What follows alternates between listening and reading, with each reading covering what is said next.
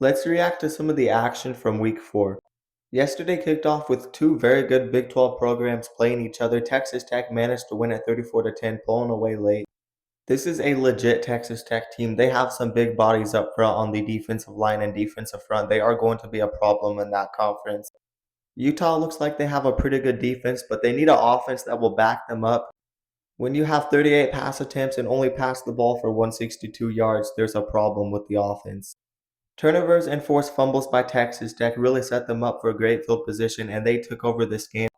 I still like some of the talent on Utah. I think they're better than last season, but they might not be a contender for the Big 12 title. And Texas Tech was just a bit too much for them. Even with the 14 penalties, they managed to win this game by 24 points. They outgained Utah by 200 yards. Arkansas is such a bad defensive football team, and Memphis gets a big upset. Brandon Lewis gets the job done at quarterback as a dual threat, and they got some talent on offense. Taylor Green's a very good quarterback for Arkansas, but he just does not have a great team around him.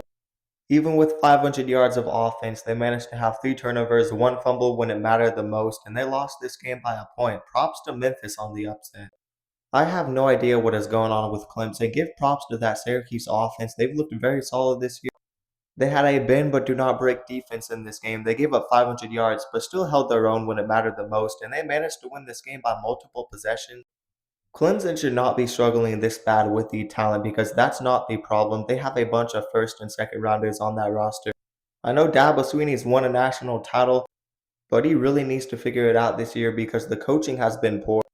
And when you go 3 for 13 on third down, 1 for 5 on fourth down, there is a big problem.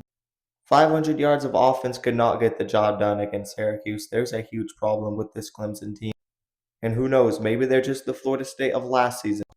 Another team that's been struggling a bit is SMU. They definitely have taken a bit of a step back. They don't have the same offensive talent.